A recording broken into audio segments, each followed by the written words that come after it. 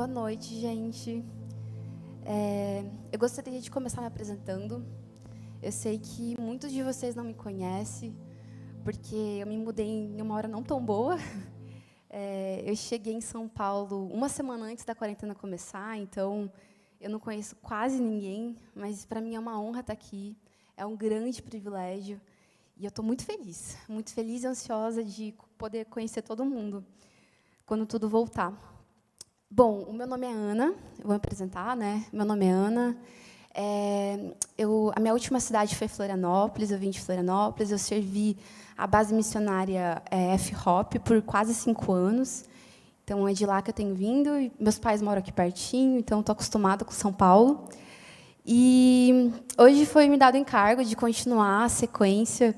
Nós estamos estudando Colossenses, essa é a 4ª mensagem, e eu quero começar, então, para a gente não perder tempo, começar em Colossenses 2, do 6 ao 10. A gente vai ler, e eu pretendo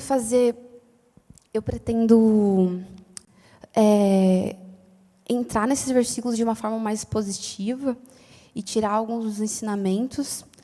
Então, é isso. Versículo 2, do 6 ao 10, isso.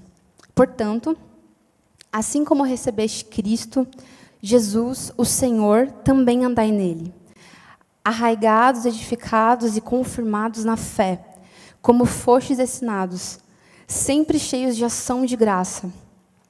Tende cuidado para que ninguém vos tome por presa, por meio de filosofias e sutilezas vazias, segundo a tradição dos homens, conforme os espíritos elementares do mundo, e não de acordo com Cristo. Pois nele habita corporalmente toda a plenitude de divindade, e nele a cabeça de todo principado e poder. Tendes a vossa plenitude. Eu quero ficar por aqui. Eu acho que eu vou concentrar meu maior tempo nesses versículos, e depois eu vou andar rapidinho nos outros. E é isso. Como todo mundo já falou nos últimos sábados, o versículo Colossenses foi endereçado à igreja de Colosso. Então, Paulo está escrevendo a pessoas específicas. E até nos versículos anteriores, no versículo 2, 3 e 4, ele se coloca de um lugar assim, ei, eu estou lutando por vocês.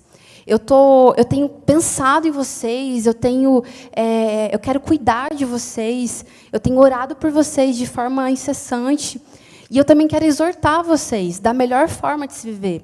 Como apóstolo e pastor, o objetivo de Paulo era instruir a igreja de Colosso, aquelas pessoas, a caminharem dia após dia com Jesus, e de forma saudável, e de forma do qual eles não desistissem da vida cristã e perseverassem até o fim.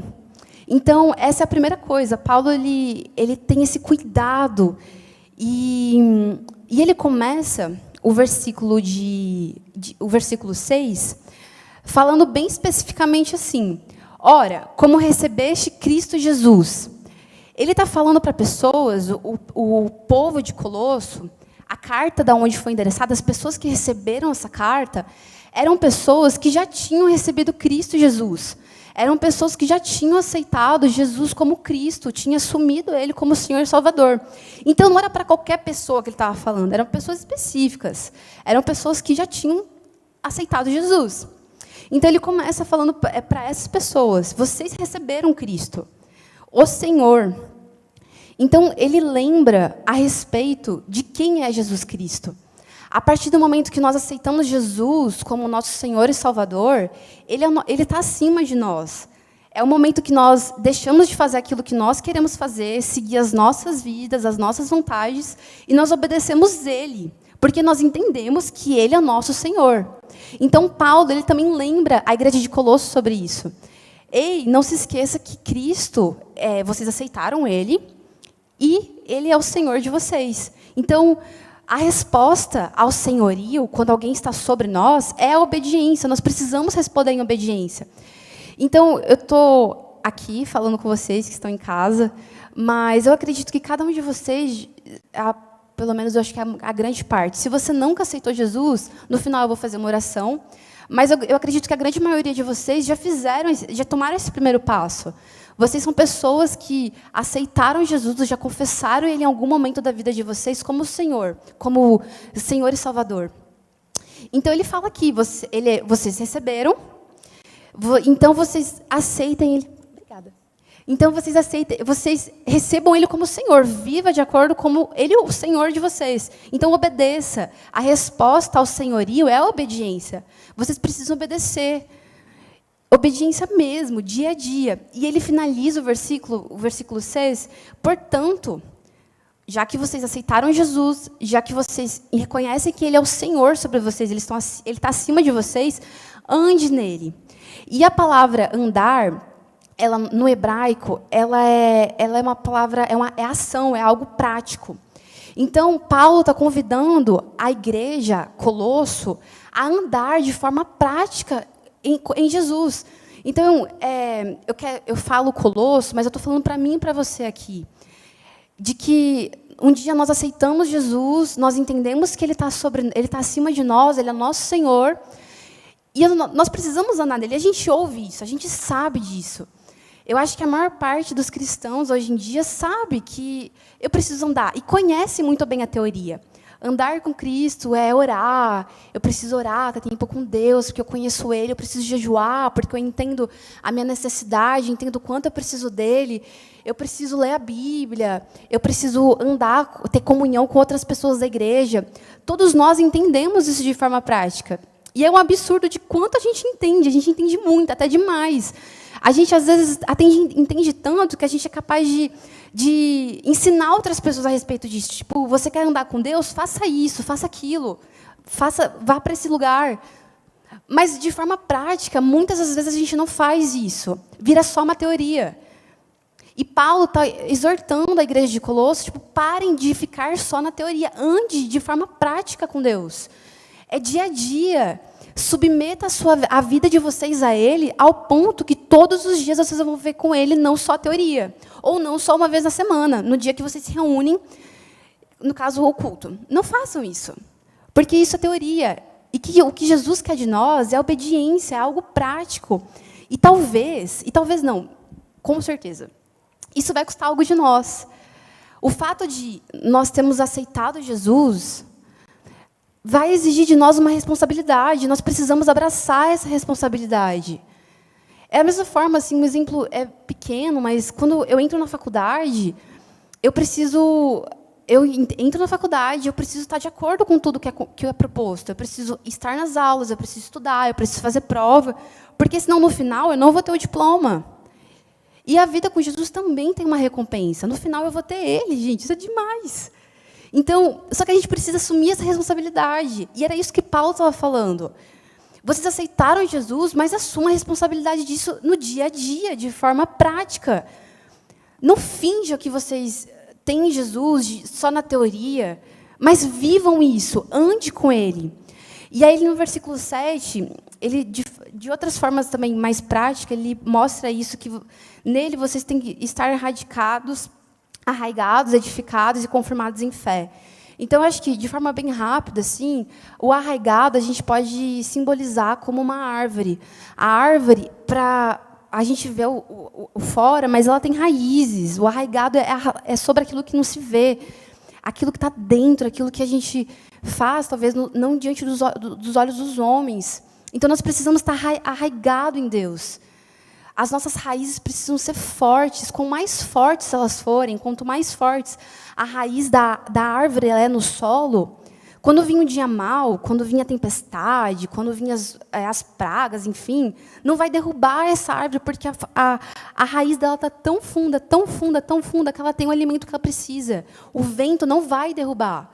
Então, Paulo fala aqui, vocês têm que estar arraigados em Deus. As raízes de vocês têm que estar tão firmes nele, que quando vir um dia mau, nada vai acontecer com vocês não vão ser abalados. Edificados, no hebraico, edificados, ele significa crescimento contínuo. Então, é quase que uma consequência. Quanto mais forte você está, quanto mais as suas raízes estão fincadas em Jesus, fincadas em quem Ele é, o alicerce das nossas vidas, quanto mais a gente cresce, isso gera uma consequência, isso se torna uma consequência. Então, Paulo ele traz esses pontos a respeito da vida, como era andar com Jesus. Isso precisa estar na vida de vocês, isso precisa ser frutos da vida de vocês. O ponto que vocês vão estar tão arraigados, com as raízes tão fincadas em Deus, vocês vão ter todas as coisas bem básicas. E eu acho que, lendo esses versículos, me fez pensar muito em coisas fundamentais da vida cristã. Coisas básicas. Paulo estava falando de coisas básicas, mas era preciso lembrar o povo, porque a gente esquece, e aí a gente se torna só teoria. Então, ele não queria, ele estava alertando ao povo sobre não viver uma teoria, mas sim, dia a dia, praticar aquilo, nas coisas pequenas, nas coisas diárias. Então, ele alerta a igreja, ele alerta Colossos de, vocês precisam andar em Deus, vocês assumiram uma responsabilidade, abraçam essa responsabilidade e andem com Jesus, dia a dia. E o versículo 8, ele é um pouco polêmico. Eu já vi muitas discussões a respeito desse versículo, e eu vou ler de novo, e a gente vai conversar depois. Cuidado que ninguém vos venha aprisionar com sua filosofia e vãs sutilezas, conforme a tradição dos homens, conforme os rudimentos do mundo, e não segundo a Cristo. Paulo, primeiro, aqui nesse versículo, ele diz para o povo tomar cuidado, prestem atenção, cuidado, alerta. Porque o medo de Paulo era que o povo se tornasse prisioneiro de algo. Então, ele alerta, irmãos, tenham cuidado. Eu e você que está ouvindo, tenha cuidado, porque isso é real. E a acusação de Paulo, aquilo que Paulo estava acusando nesse versículo, era sobre um sistema, era sobre uma ideia, uma filosofia que não tinha Cristo como centro. Então, Paulo ele estava alertando o povo, cuidado com quem vocês têm ouvido, cuidado com aquilo que vocês têm visto, cuidado com aquilo que vocês têm se perdido no dia a dia, aquilo que está ao redor de vocês, aquilo que vocês estão imergidos, cuidado. Porque se não tiver Cristo no centro, é vão, é rudimentos do mundo. E um contexto histórico, o povo de Colosso, em Colosso e ao redor da cidade, naquela época, tinha algo, uma teologia, uma filosofia, que estava sendo muito forte, estava crescendo muito, que era o gnosticismo. Então, Colosso, ao ouvir isso de Paulo, sabia do que ele estava se referindo, sabia do que era para tomar cuidado. E essas pessoas, os gnósticos, naquela época, eles separavam, eles acreditavam que, algo bem simples, só para vocês entenderem o contexto, mas assim, eles separavam o espírito da carne. Então, eram duas coisas completamente diferentes, elas não andavam juntos. O espírito era em relação ao conhecimento, e a carne era algo completamente banalizado. Ao tanto que eles não tomavam responsabilidade nenhuma do corpo. Eles eram super imorais, faziam tudo com o corpo, porque eles não acreditavam que o corpo tinha salvação. Então, eles acreditavam nisso. E outra coisa também que os gnósticos acreditavam, e era aquilo que estava implantado culturalmente no meio de Colosso, era aquilo que eles ouviam, aquilo que eles viam, era que eles acreditavam que apenas um grupo de pessoas, poucas pessoas, pessoas escolhidas, dominavam o segredo do universo. Então, poucas pessoas tinham conhecimento de Deus. Não eram todas, não era um acesso liberado para todos, era só algumas. Então, Paulo está alertando aqui a igreja de Colosso. Tomem cuidado com o que vocês estão ouvindo. Tomem cuidado, porque isso pode enganar vocês e pode tornar vocês como prisioneiros. E por mais que pareça ser algo que tem a ver com Deus, tem a ver com espiritualidade, mas isso não tem a ver com Cristo. O centro de tudo isso, dessa filosofia, não é Cristo. Então, tome cuidado. E uma palavra no texto, algo que me chamou muita atenção, é quando Paulo usa sutilezas, as vãs sutilezas. Gente, vãs sutilezas, é sutil, não é grotesco, não é algo que eu vou olhar e falar, ah, tá, isso é mentira. É mentira, lógico que é mentira. Não, é sutil. Por isso que Paulo estava alertando, era sutil, era quase impercebível, de tão sutil que era. Eu me lembro muito, lendo esse texto, estudando, quando entrei na faculdade. Eu estava em Floripa, eu passei na faculdade lá, e era uma faculdade federal, e eu estava na sala de oração, então esse era meu contexto, era essa minha vida, era uma bolha. Aí, de repente, eu passei na faculdade. E eu lembro que a primeira semana que eu entrei na faculdade, no meu centro acadêmico e tudo mais, primeiro que o meu curso é extremamente militante, com todas as causas sociais, e é um curso de esquerda. Então, eu entrei na faculdade, e no momento que eu entrei na faculdade, estava tendo a maior greve dos últimos 10 anos, então eu entrei nesse contexto. E eu lembro que a primeira sensação, tipo, eu pisei no meu centro acadêmico e estava todo pichado, estava cheio de cartazes, assim, tinha muita coisa sobre a questão da PEC que estava sendo aprovada pelo governo, sobre feminismo, sobre ideologia, sobre esquerda e direita, tipo, tinha tudo, que todo mundo se expressava de alguma forma.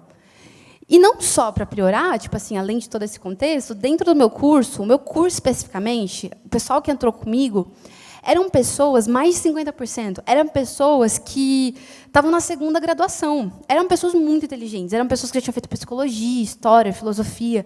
E todas eram pessoas que carregavam muito conhecimento.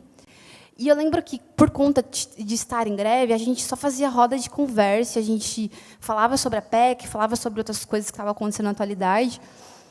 E eu comecei a ouvir tudo aquilo, e era muito novo para mim, era muito assustador, porque eu ouvia tanta coisa que eu nunca tinha ouvido na minha vida toda, e eu fiquei desesperada, porque eu lembro que eu ouvia, eu ia para casa, e eu ficava pensando, mas isso faz sentido. Tipo, algo dentro de mim falava que não, mas eu ouvindo, eu estando, eu vendo tudo, fazia muito sentido, fazia sentido de verdade, assim.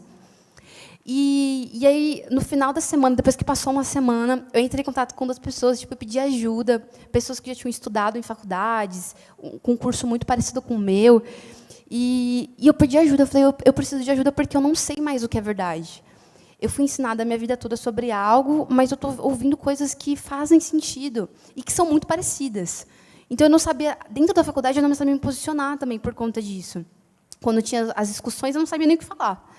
E eu lembro que as 2 pessoas me deram livros para ler, para conseguir estudar, outras linhas em questão de outros pensadores que podiam me ajudar em posicionamento dentro da faculdade. Mas eu nunca vou me esquecer. Uma das pessoas me falou assim, Ana, da mesma forma que você estudar a respeito das coisas da faculdade, tudo que te der para estudar, da mesma forma que você estudar, com a mesma intensidade que você estudar, estude a Bíblia. Faça um voto diante do Senhor que, sempre, com a mesma intensidade que você estudar as coisas da faculdade, você vai estudar a Bíblia. Por quê? Porque a Bíblia, ela vai ser luz para os seus pés.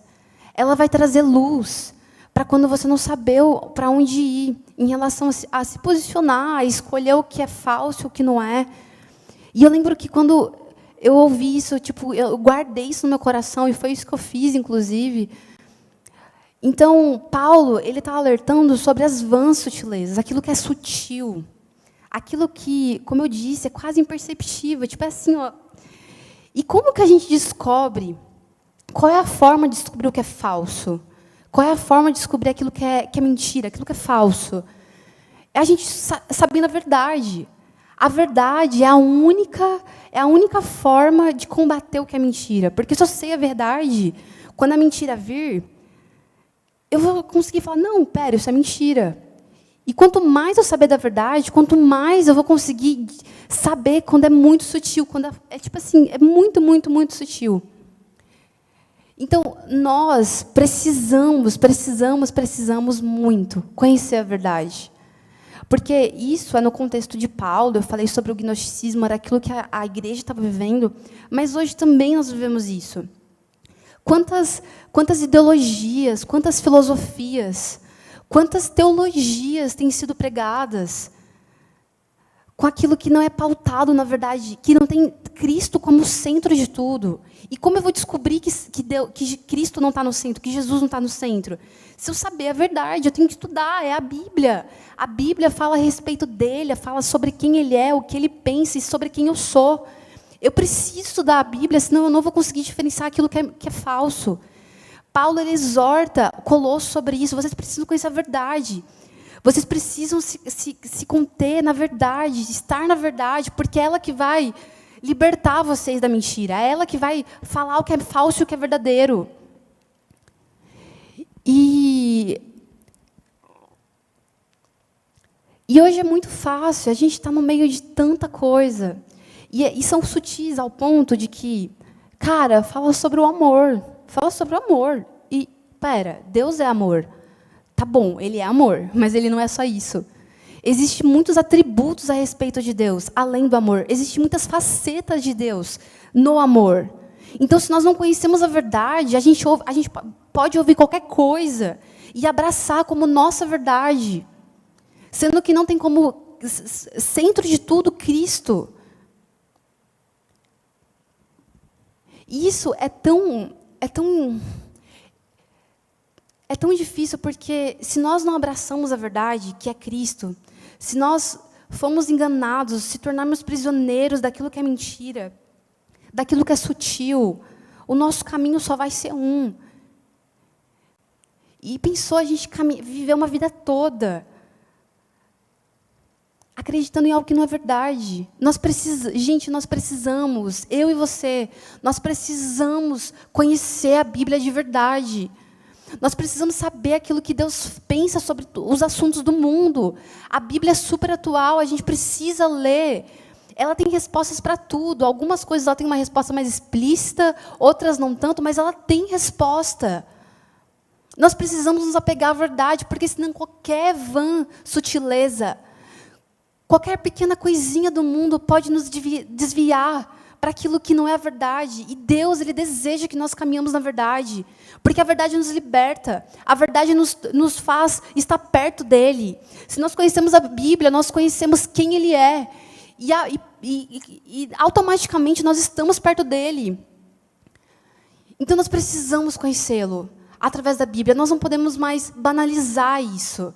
Viver a nossa vida cristã de qualquer jeito. Nós precisamos, como no versículo 6 ele falou, abraçar a responsabilidade do que é ser cristão de verdade. E nas coisas simples, eu disse que, lendo esses versículos, é sobre princípios básicos da fé.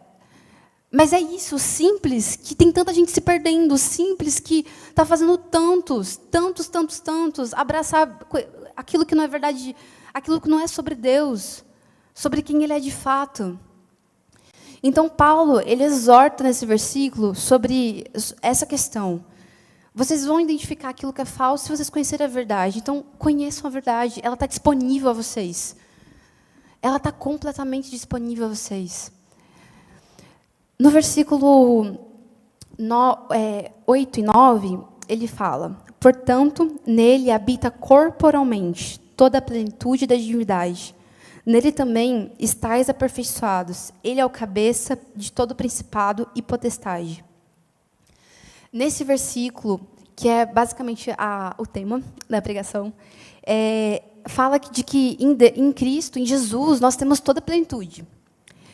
E nós temos toda a plenitude nele. 100% da plenitude de Deus habita em Cristo. Ele foi a expressão exata do Pai. Ele foi a testemunha fiel, ele foi aquele que foi 100% homem e 100% Deus.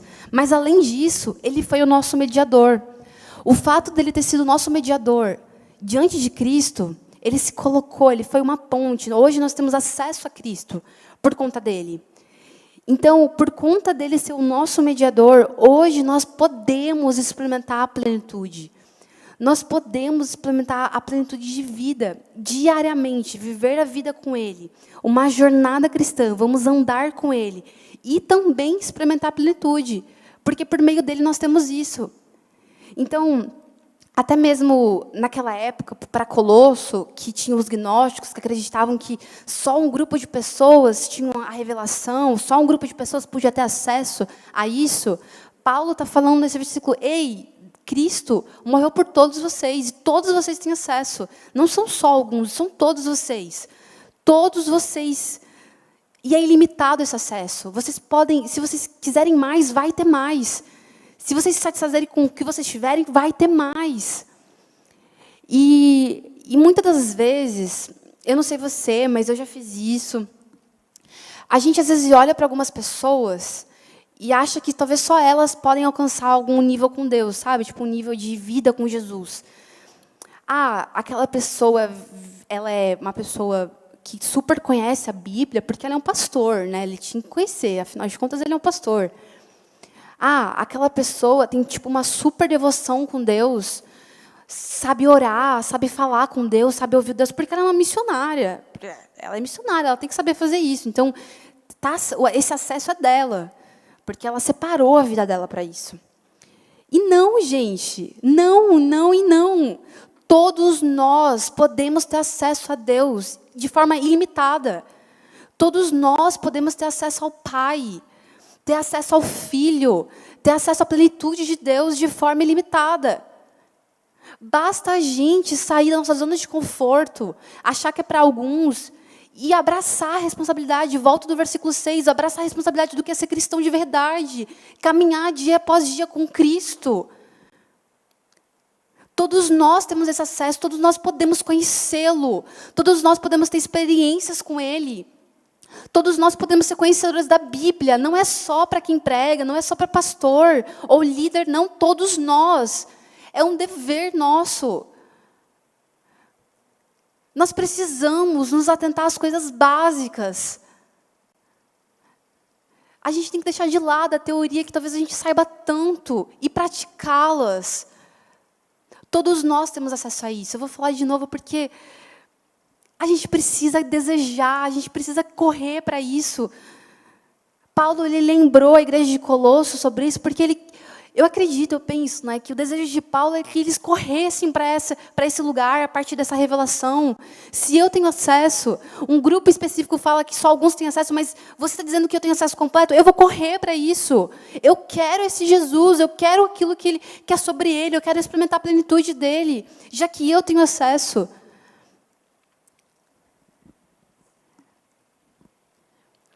No versículo 11 e até o 19, ele continua falando a respeito desse acesso, ele fala a respeito da vida velha para a vida nova, o batismo, que nós precisamos fazer o desapojamento do corpo velho para viver com Cristo. E ele finaliza falando a respeito do perdão, que em Cristo nós temos o perdão de tudo. Ele pagou a nossa dívida, está tudo perdoado. Ele é o nosso mediador, ele pagou aquilo que nós nunca poderíamos ter pago. E a partir dele nós podemos ter uma vida nova. Eu vou finalizar com esse versículo, eu vou gastar meus últimos minutos nele, que é o versículo 14 e 15. Versículo 14 e 15. Tendo cancelado o escrito da dívida que era contra nós, e que constava de ordenanças, a qual nos era prejudicial. Removeu inteiramente, escravando-o na cruz, e despojando os principados e as potestades, publicamente os expôs ao desprezo, triunfando deles na cruz. Cristo na cruz, ele tomou sobre si tudo aquilo que era sobre nós, toda a nossa dívida. E ele não só tomou sobre si tudo o que não era dele, o que era nosso, mas ele triunfou sobre isso. Ele triunfou, ele venceu a morte. E na cruz, através da cruz, como eu já falei, ele nos conecta ao Pai. Então hoje nós temos acesso por isso que ele fez. A cruz, ela inicia para nós, ela dá início a uma nova vida, para nós, para cada um de nós. Para Colosso naquela época e hoje para cada um de nós. Uma nova vida se inicia após a cruz. Porque a partir da cruz nós podemos viver completamente diferente. E pensando sobre isso, sobre a cruz, aquilo que ele conquistou, Ele se tornou mediador para que nós pudéssemos depois viver dia após dia com Ele, estarmos arraigados nele, termos acesso a Ele como antes a gente não tinha. A cruz, ela foi o ponto inicial da nossa vida. Como nós temos, como você e eu, essa mensagem é muito para mim, gente, é muito para mim. O quanto o Senhor tem confrontado o meu coração sobre essas coisas, o quanto eu e você, como nós estamos usufruindo do privilégio da cruz. Como nós estamos vivendo a partir daquilo que foi conquistado na cruz por nós. Como tem sido a nossa vida a partir desse marco, a partir da cruz. Como eu e você temos escolhido viver. Como nós, agora, nós podemos ter acesso a Pai, conhecimento a Deus. Nós podemos ter plenitude de quem Ele é. Não é mais reservado para um grupo pequeno, é para todos. Todos nós temos acesso. Todos nós podemos conhecer igual se quisermos. É ilimitado.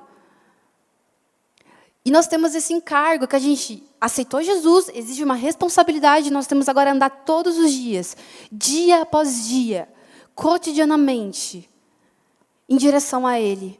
Mas a cruz muda tudo. Porque eu tenho acesso, eu tenho privilégios. Eu tenho plenitude que antes eu não tinha. Como nós temos usufruído desse privilégio, eu e você, como nós temos usufruído disso todos os dias. Como no início, no versículo 6, Paulo começa dizendo que vocês são salvos. Vocês já aceitaram Jesus, já fizeram a escolha por Ele. A salvação, ela é o início da nossa jornada e não o fim. Nós não podemos mais nos contentar em simplesmente sermos cristãos que fui salvo mediante a fé em Cristo Jesus, sou uma pessoa boa, tenho uma vida, vou na igreja, participo de um grupo de vida, talvez sou até um líder. Consigo, sei lá, abençoar uma pessoa uma vez no mês, ser generoso com alguém, não mato, não roubo, não faço coisas tão grandes.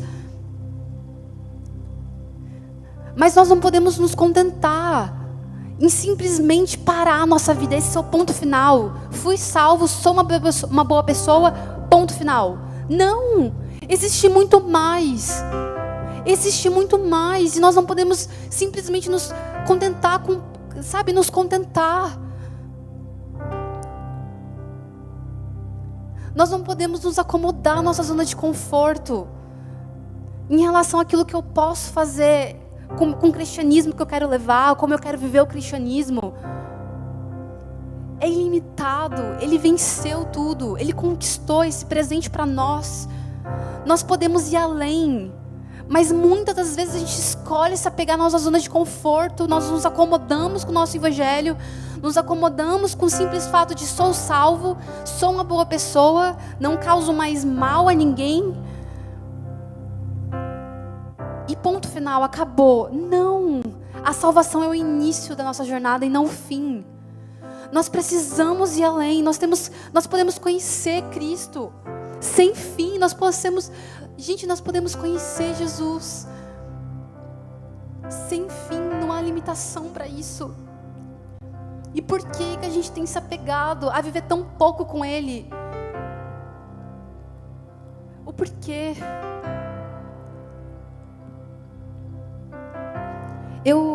Desde o começo, eu espero que isso tenha ficado claro, mas eu vou ressaltar agora de novo.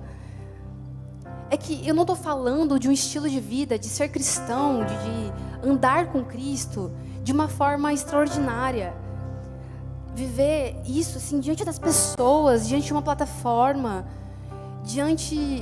fazer coisas legais, ser generoso com algumas pessoas. Eu não estou falando do extraordinário.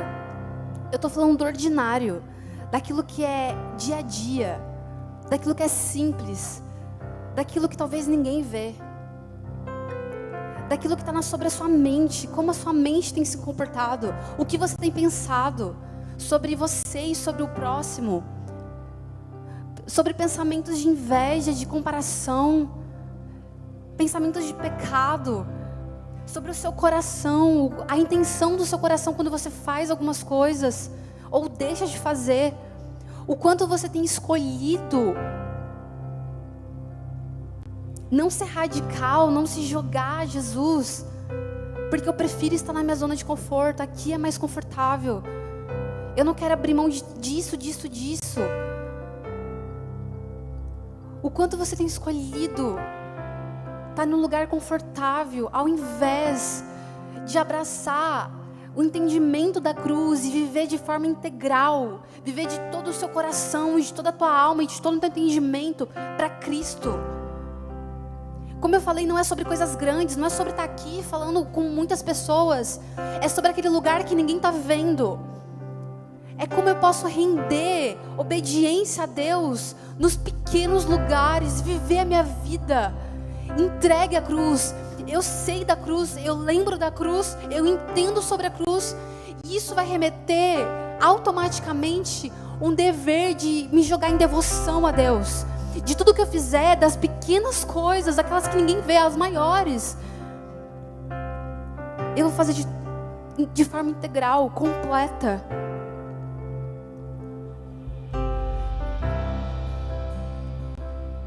Andar com Jesus, com tudo que somos, da mais simples e frágil atitude a mais intensa e difícil posicionamento diante das nossas vidas, diante dos homens, daquilo que os homens podem ver, e principalmente diante dele, diante de Deus. Que possamos carregar de todo o nosso coração e mente o significado da cruz. Pois a mensagem da cruz, ela pode redirecionar as nossas vidas. Ela pode redirecionar aquilo que é ordinário, aquilo que é pequeno, aquilo que é simples, aquilo que talvez você deixa pra lá, porque não. Tipo, isso é tão pequeno, mas não. Tudo. Deus é digno de tudo que somos. Nós podemos andar com Ele de forma integral. Nós podemos experimentar a plenitude nele de forma integral. Então que possamos estar rendidos à cruz, rendidos ao significado da cruz. Que não mais vivamos essa mensagem de forma automática, morna, indiferente. Que a gente não lembre só da cruz num culto, ou num dia que a gente lê a palavra cruz, mas que todos os dias a mensagem da cruz possa estar cravada em nossos corações. E que o sacrifício de Jesus e tudo que Ele conquistou nos atinja tão profundamente, que não conseguimos mais viver senão rendidos à devoção e à obediência de quem Ele é. A cruz precisa nos atingir, a mensagem da cruz precisa nos atingir, de tal forma que nós vamos nos mudar completamente, de tal forma que nós vamos viver com Cristo, andar com Cristo, vamos estar arraigados, edificados nele, crescendo nele, porque a cruz nos encontrou, o significado da cruz mudou, aquilo que ninguém estava vendo, mas Deus está vendo. Que nós possamos viver para o olhar dele apenas, mas com a cruz fincada em nossos corações. Isso precisa nos atingir, isso precisa mudar a forma como nós vivemos. Se nós lembrássemos todos os dias aquilo que Ele fez, aquilo que Ele conquistou, quem Ele é, a nossa vida seria diferente. O ordinário, o pequeno, o frágil seria diferente. Nós nos portaríamos de forma diferente contra para Deus e para o próximo. Tudo seria diferente. O quão poderoso seria jovens que são atingidos por essa mensagem. O quão poderoso seria jovens que vão viver dia após dia carregando a mensagem da cruz, vivendo por aquele que é o autor e consumador de tudo que somos. O quão poderoso seria para o mundo nós carregarmos a verdade que pode libertar, que pode salvar. Não é uma meia verdade, ela não é uma meia solução, ela é a solução completa, ela é uma verdade completa. Cristo é a verdade completa. Nele nós temos a plenitude, nele nós temos tudo que nós precisamos.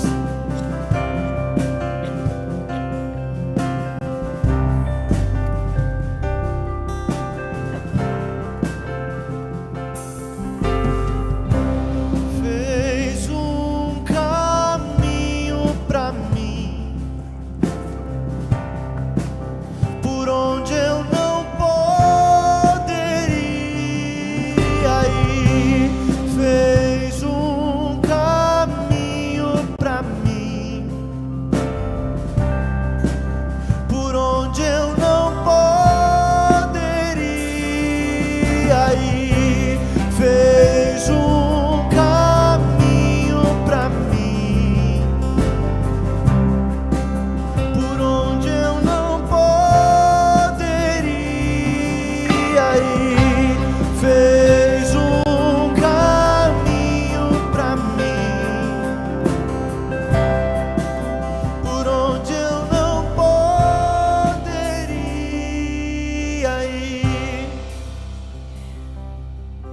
o meu maior confronto pessoal nesses últimos dias, meses,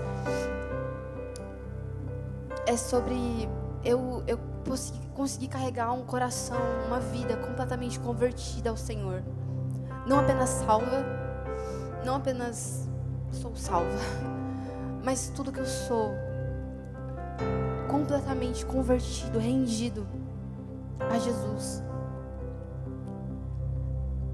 Coisas grandes, estar numa plataforma diante dos homens é algo grande, mas é rápido, é rápido o acontecimento e não tem duração eterna. Mas quando você decide viver uma vida diária com Cristo, diária, uma devoção, uma entrega, uma conversão completa de alma, mente e coração, isso pode mudar tudo. Esse tem sido um confronto pessoal, o quanto o meu desejo